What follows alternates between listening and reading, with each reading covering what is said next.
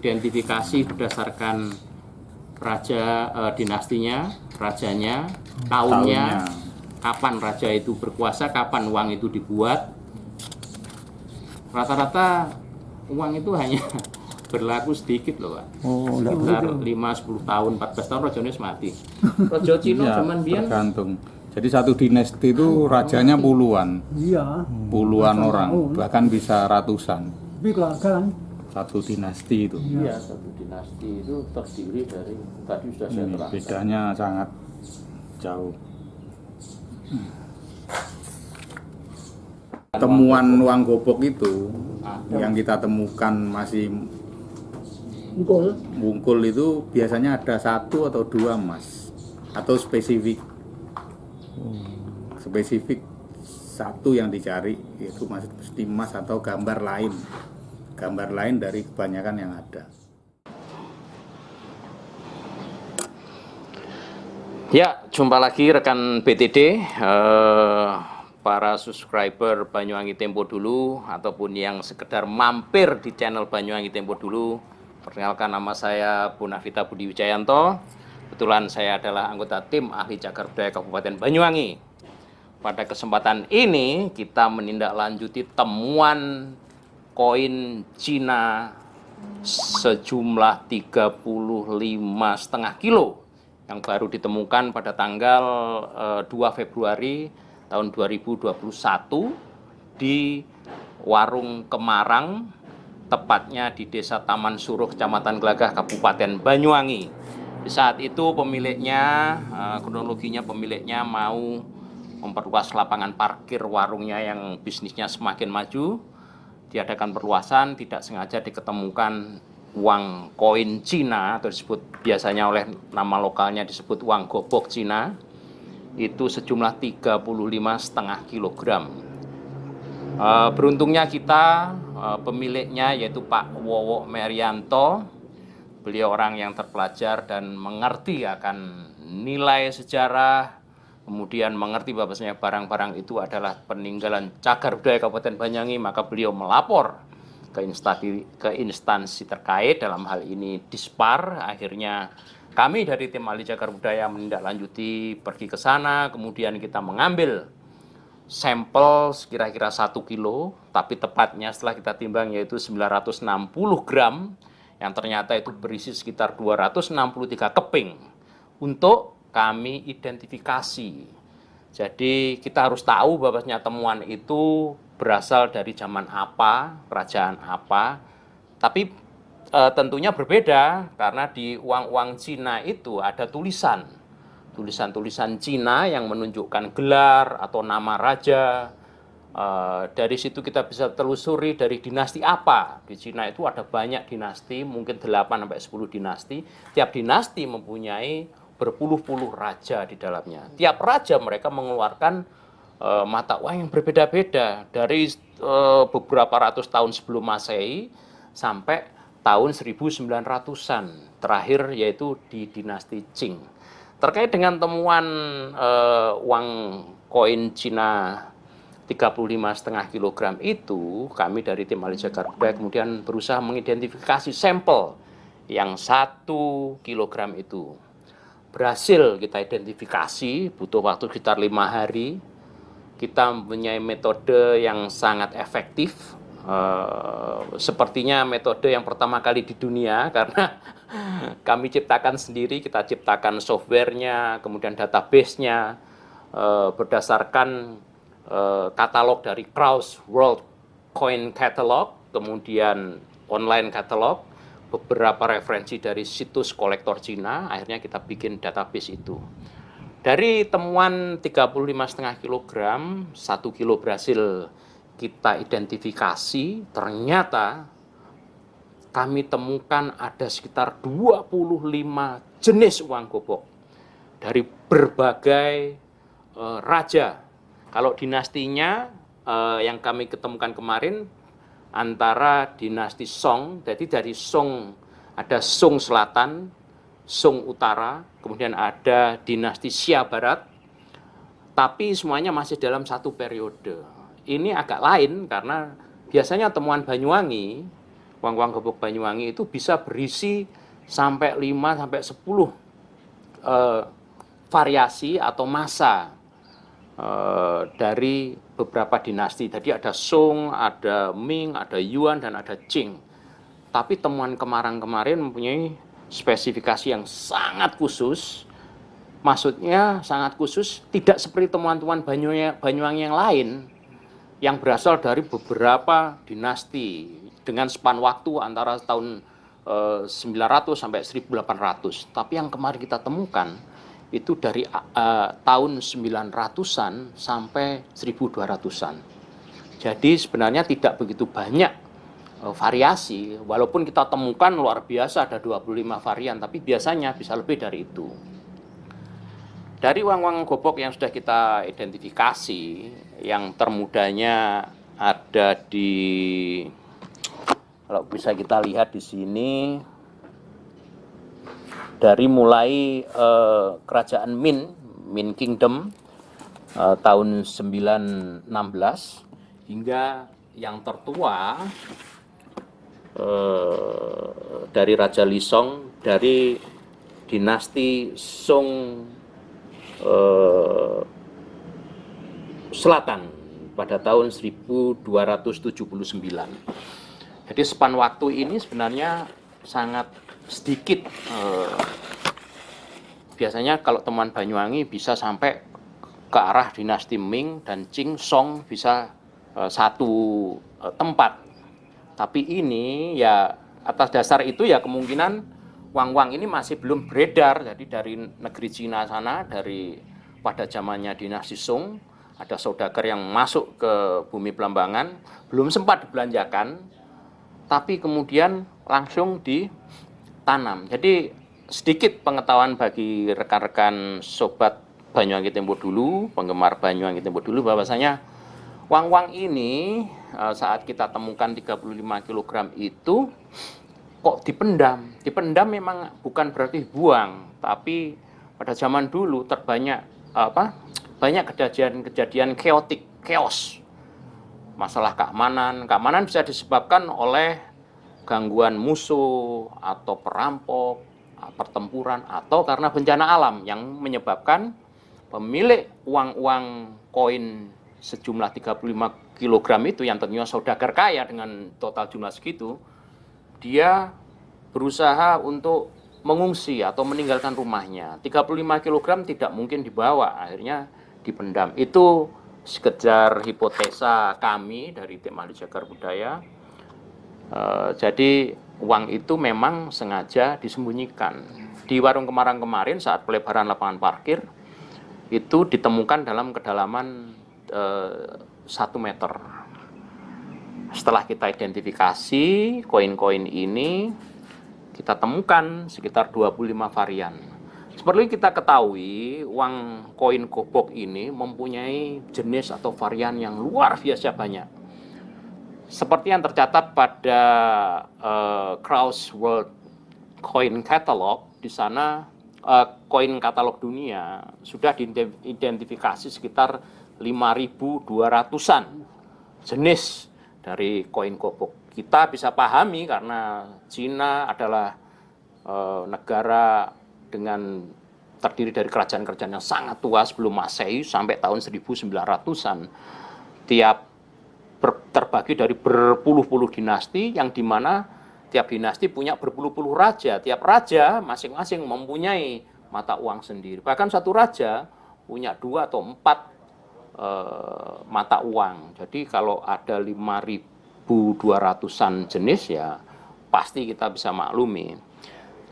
Akan tetapi di Indonesia sendiri masih belum ada, sepengetahuan kami, karena kita berusaha mencari, belum ada referensi tentang klasifikasi atau mata uang yang ini rekan-rekan cagar budaya yang lain sudah datang, belum pernah ada diklasifikasikan secara detail seperti ini.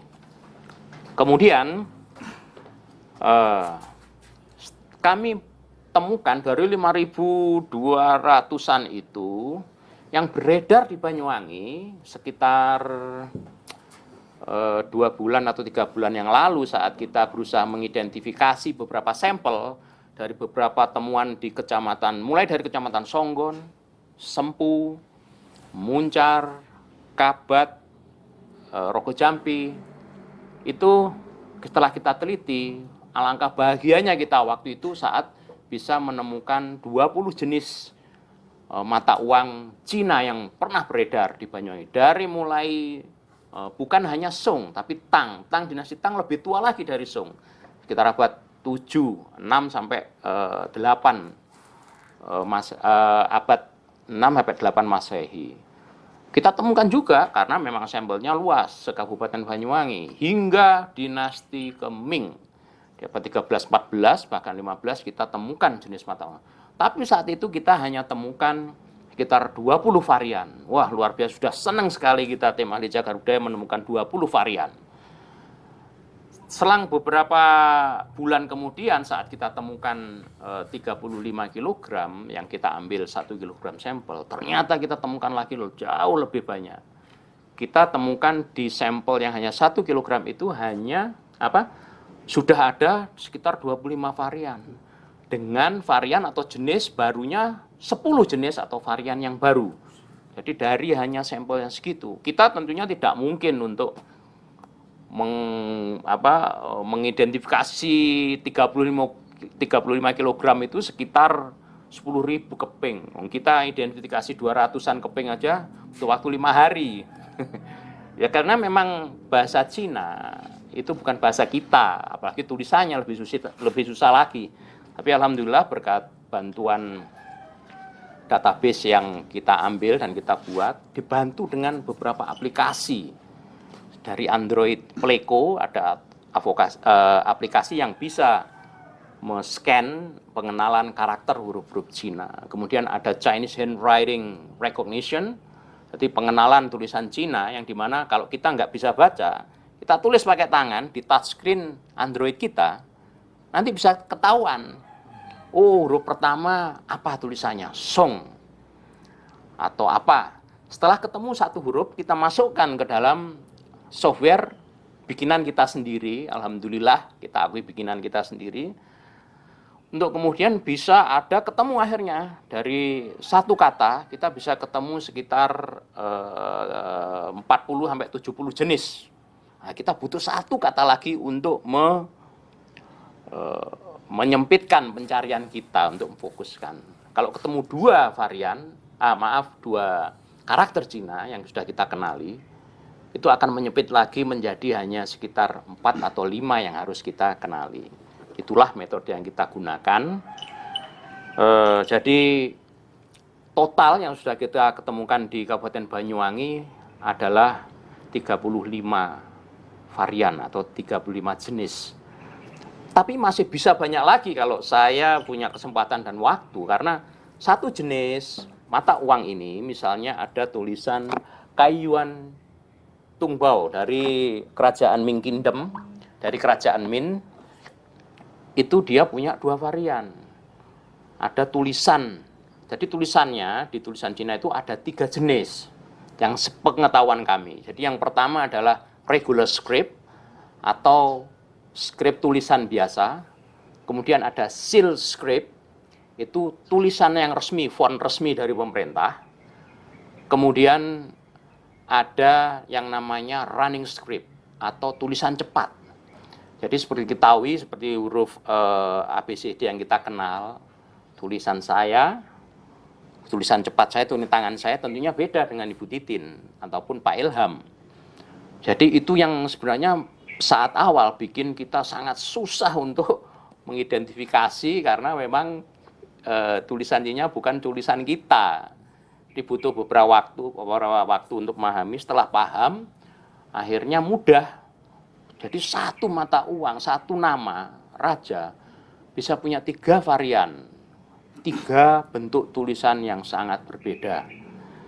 Mengenai bahan-bahan dari uang gobok ini, bahan apa aja, Pak? Ya, umumnya uang gobok ini terbuat atau sering disebut dengan bahan material alloy yang kita sebut perunggu.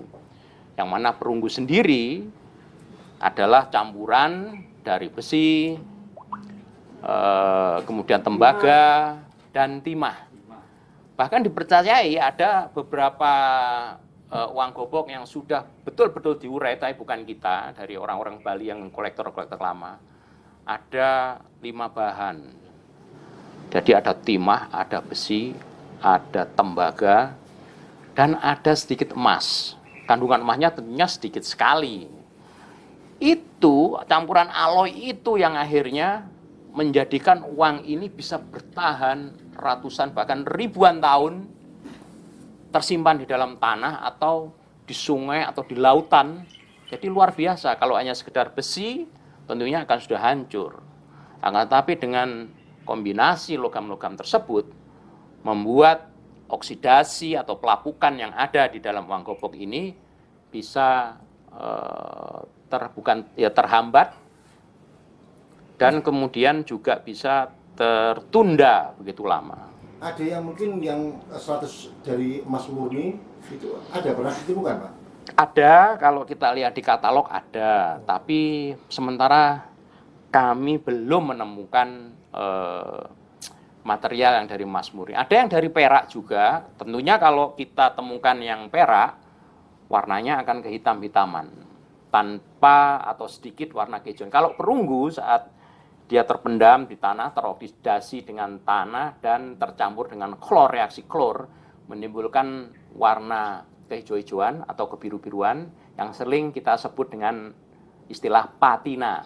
Jadi proses patina ini bukan platina ya, patinasi ini adalah reaksi dari perunggu ataupun dari kuningan yang bereaksi senyawa dengan klorin yang ada di dalam tanah. Beda tempat, beda lokasi, uang gobok ini punya ciri khas tersendiri. Seperti yang kita temukan di Banyuwangi, dengan yang kita temukan di Madura atau yang di wilayah lain di sebelah barat juga lain. Karakternya, kerusakannya. Di Banyuwangi sendiri tingkat kerusakannya sangat rendah. Makanya seperti yang kita temukan yang zaman Ming Kingdom atau dinasti Song tahun 900 berarti hampir 1000 tahun yang lalu koin ini dibuat masih bisa survive, masih bisa selamat. Hingga saat ini tulisannya masih terbaca jelas. Tentunya saat kita temukan ada proses pembersihan yang bisa kita bersihkan secara perlahan-lahan supaya tidak mengalami kerusakan. Jadi itu persebaran terbanyak yang ditemukan uang gobok ini sekitar daerah mana aja, Pak? Kita sendiri karena data dulu kesadaran masyarakat akan pentingnya melaporkan atau memberikan informasi kepada Dinas Pariwisata atau tim ahli cagar budaya pada saat itu mungkin masih kurang. Jadi banyak temuan yang belum dilaporkan atau tidak dilaporkan. Akan tetapi sejak kita terbentuk, tim ahli cagar budaya terbentuk mulai tahun 2016 kemarin, banyak yang sudah kita data. Ya untuk pusatnya kita belum tahu, akan tetapi merata di seluruh kabupaten, di seluruh kecamatan-kecamatan di Banyuwangi ini mayoritas pernah ditemukan dalam ya di Watu Gedek juga sering ditemukan karena di wilayah Watu Gedek juga ada Candi Watu Gedek yang mana disinyalir juga diduga ada pemukiman kuno zaman dulu. Banyak ditemukan, akan tapi yang terdaftar dengan jumlah yang banyak dan masih utuh terpetrified itu ya di temuan Warung Kemarang sejumlah 35 kg. Yang di Kabat kapan hari berapa kilo, Pak?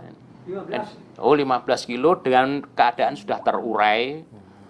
Nah, tapi kalau yang di Kemarang ini karena terpendam ratusan tahun, jadi istilah terpetrified itu seperti membatu yang hampir mustahil untuk dipisahkan kecuali dipecah atau dirusak. Kita sudah bisa ambil sampel yang kemarin sempat terurai karena kena linggis, itu tadi sekitar 1 kg 263 keping, tapi yang berhasil kita identifikasi itu tidak semua, masih tersisa sekitar 19 keping dari 13 jenis yang belum kita teridentifikasi. Karena apa? Ya karena keterbatasan kemampuan kami. Ada 19 itu tidak terdapat di database yang kita susun. Jadi mungkin butuh waktu, mungkin bulan depan atau tahun depan, insya Allah akan kita identifikasi keseluruhan. Untuk sementara, Warung Kemarang kita identifikasi 25 jenis yang mana 10 jenis adalah varian baru dari penelitian kita sebelumnya. Mas Tok, sampean apa duit sampean tegur. Beliin.